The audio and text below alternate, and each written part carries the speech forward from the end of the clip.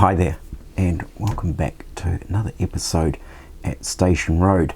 Now, in today's episode, we finally get back to the Goodsyard area that we were working on possibly 3 to 4 weeks ago, and I take a look at now adding some of the scenic materials to the end of the Goodsyard, where we, of course, added in this new access road into that particular area.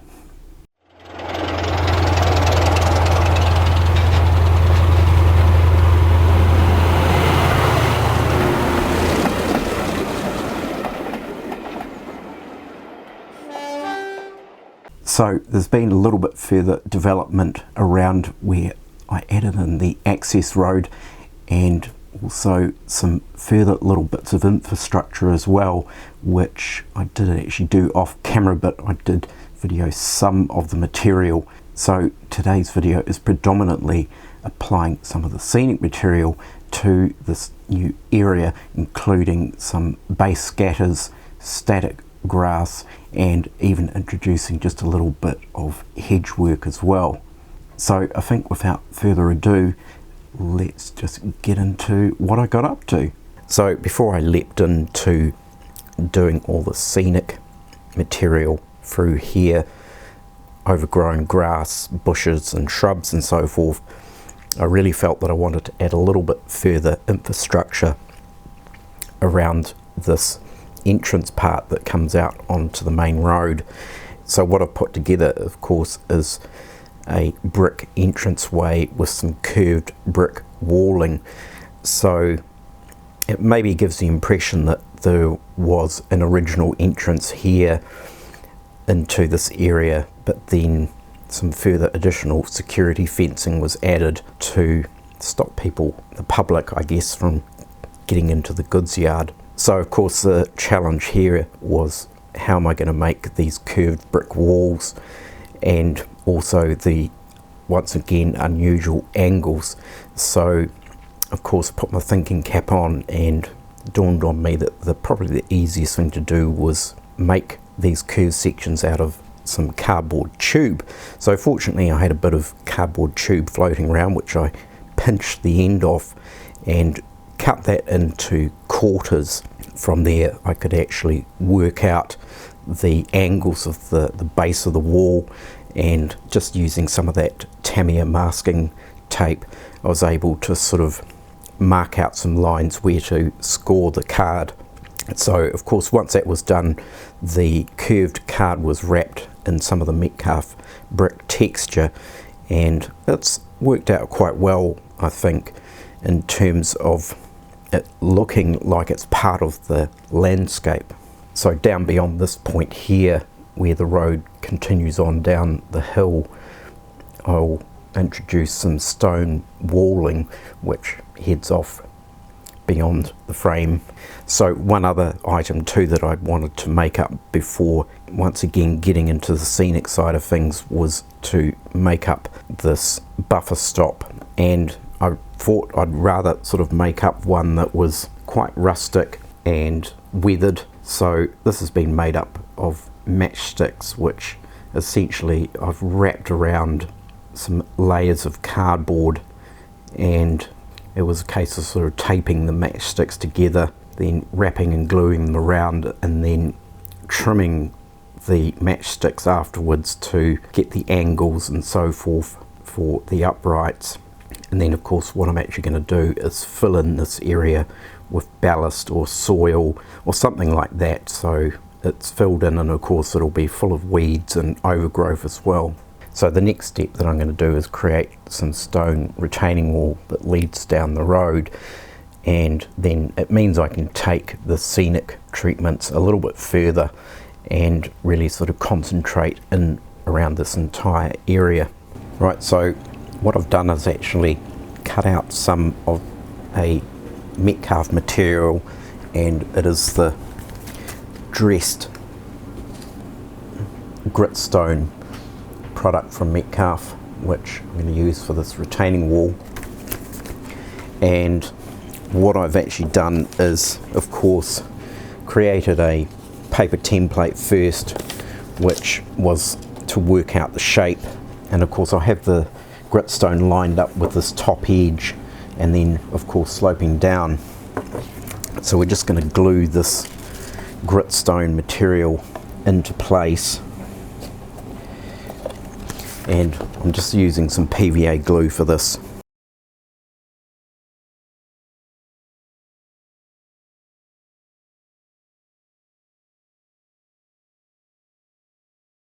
So what I've got here is some 2mm strips of card, and I've glued some more of the gritstone texture.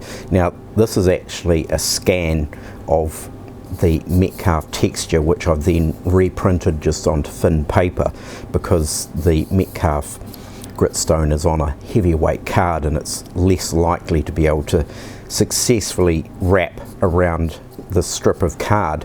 And of course these will become some supporting buttresses down the edge of this retaining wall. So I've glued the front face on, and then of course, as I've done in previous episodes, I'll run some rocket card glue along this edge and wrap these around, and once I've done that, then I'll trim them to suit the various different heights that they'll be along this retaining wall. Right, so I've now completed this retaining wall, and I've also added some additional stone wall up above the retaining wall, and the idea is I'll pack in some overgrowth and foliage along here, and of course that will overhang this wall. So I certainly think it's coming together in this particular area, and I can probably safely say I can now start doing some of the base scenery, static grass, overgrowth and things like that. So we'll make a start on that next.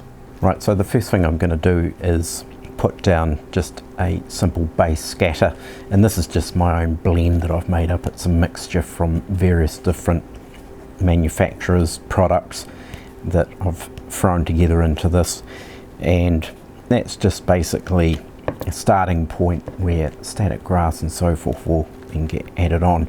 Now we're sort of smack in the middle of winter here now, so the process is probably going to be spread out over a few days. So once this is down, then I'll probably really need to leave it overnight for it to dry before I can get on to the next stage, which will be some of the base static grass and so on and so forth. So you'll notice I've taken a chunk out of this bit of landform here. What I'm planning on doing is actually popping in one of my coconut hedges that I made up in a previous episode, and there's a link in the top corner for that. So I'm going to jam this in here, but we'll do that at a later stage, and I'll probably just hot glue it into there and then tidy up afterwards, and that's sort of going to create a bit of an overgrowth type hedge on this edge here. So just using PVA glue, we're just going to spread this around, and of course, as I mentioned in the previous episode on this project, that I'd like to actually bleed the overgrowth in underneath the security fence here, so it's as if the overgrowth is sort of spread through into the Goodsyard area. So we'll speed this up now, and I'll just get on and get this part done.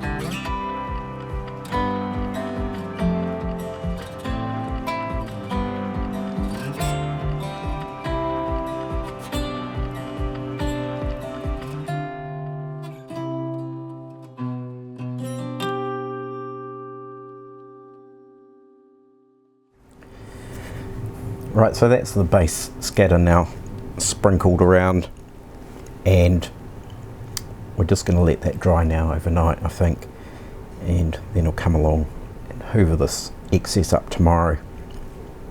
Right, so it's the following day and this is now well and truly dry, so swept up the excess to reuse at a later date, and then of course just run the hoover over it to get up any of the loose straggly bits.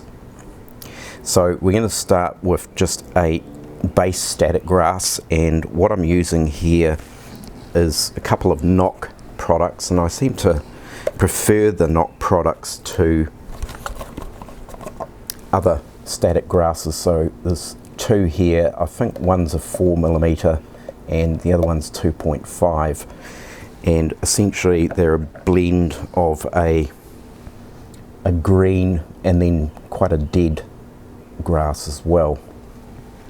And I'm not going to mix these two together. Basically we'll just sort of do various areas, so I might expect maybe a little bit more sort of greener grass around some of these edges where water retention might retain, and then sort of on ridges and maybe through this area here the grass is dead where maybe it's been sprayed, they've tried to keep control of it, and the same for this area here.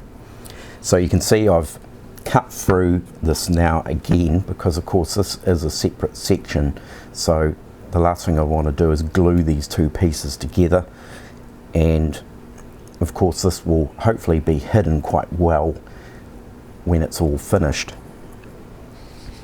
So I'm using this Pico static grass applicator.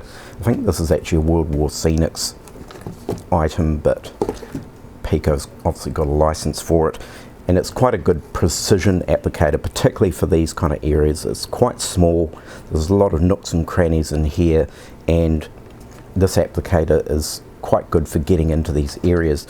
Now there are some previous videos where I've shown this, and I've actually created a new adapter or reservoir for this applicator, which is actually just a piece of plumbing with a bit of mesh over it, because the reservoir that comes with this is really small.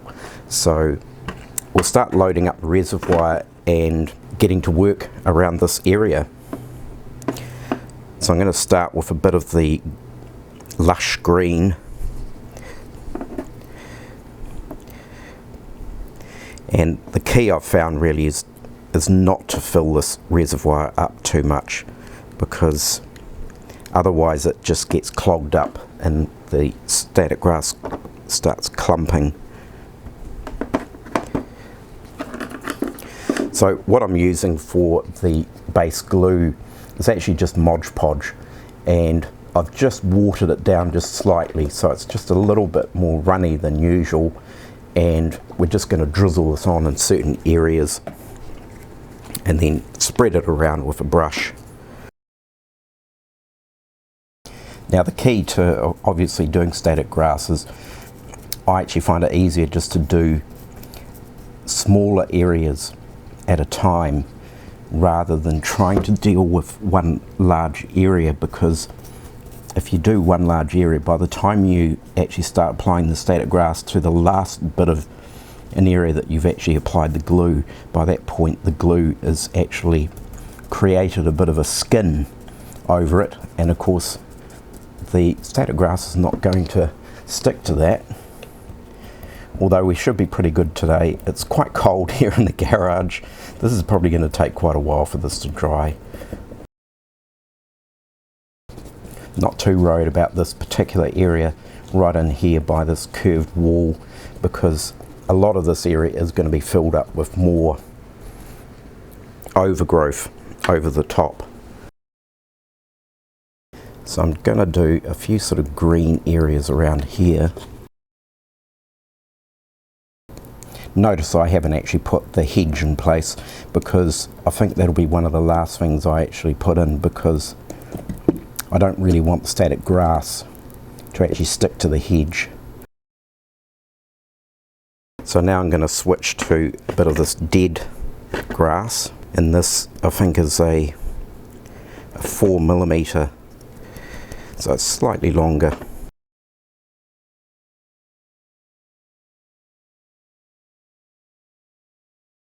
So that's that area. Now with just a base layer of static grass, so we'll move on to this area over here.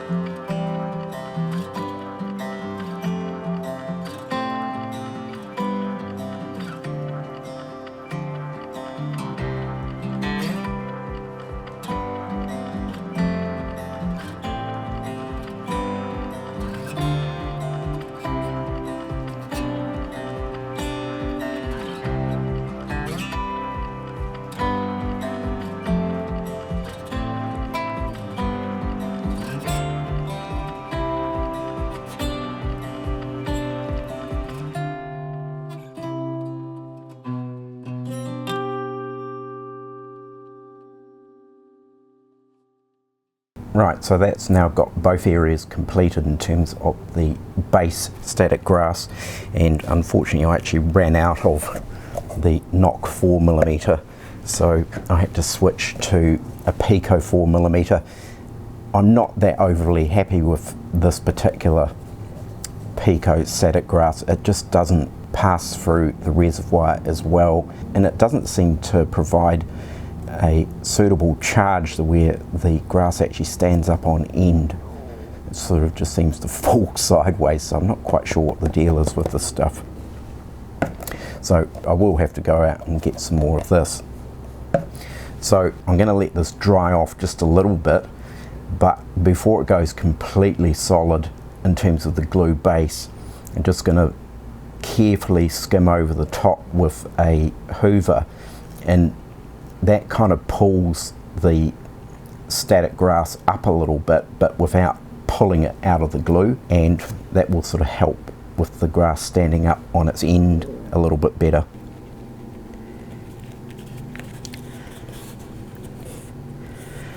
So I'm now masking off some of these structures that I don't want spray glue to end up on. So I'm just wrapping these areas around here, and anything that might sort of end up with a bit of spray glue on it.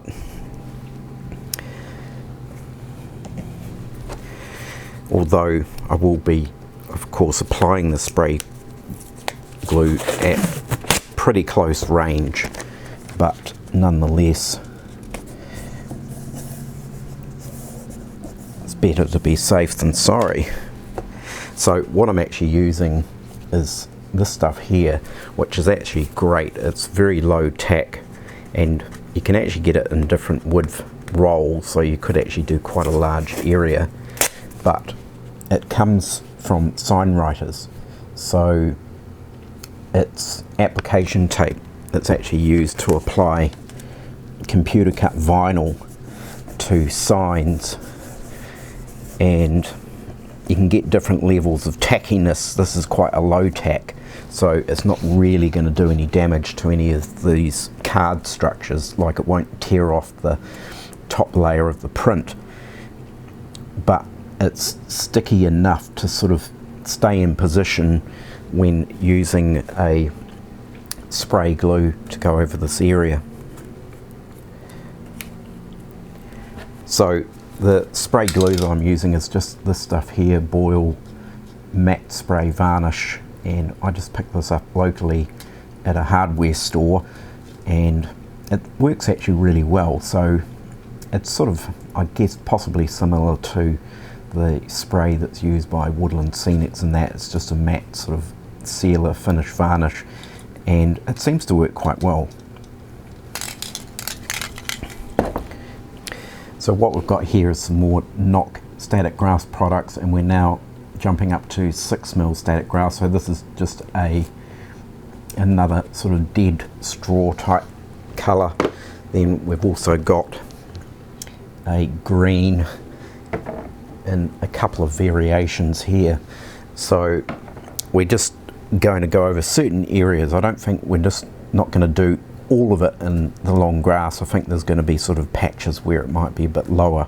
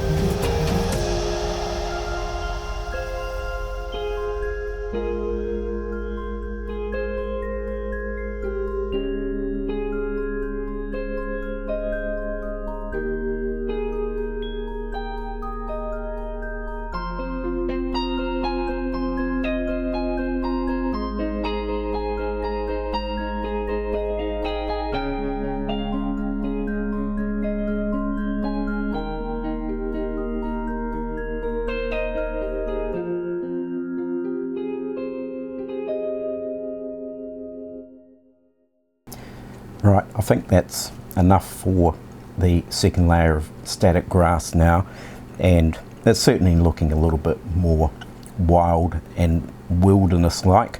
So we're going to let that dry off. I'll probably just go over it with a light spray with the matte varnish just to anchor everything in just a little bit more.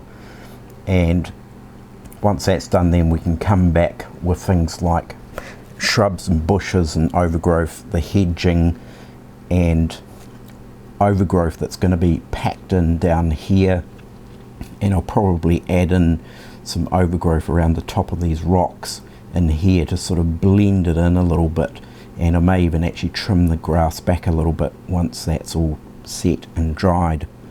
So I'll call it a day for this video, but I certainly think this area is now really starting to come to life, and of course the next step will be looking at some further overgrowth, bushes, shrubs, brambles, all of that kind of stuff, because I really do want to make it look like it's a bit of a forgotten piece of land that no one's really bothered to maintain.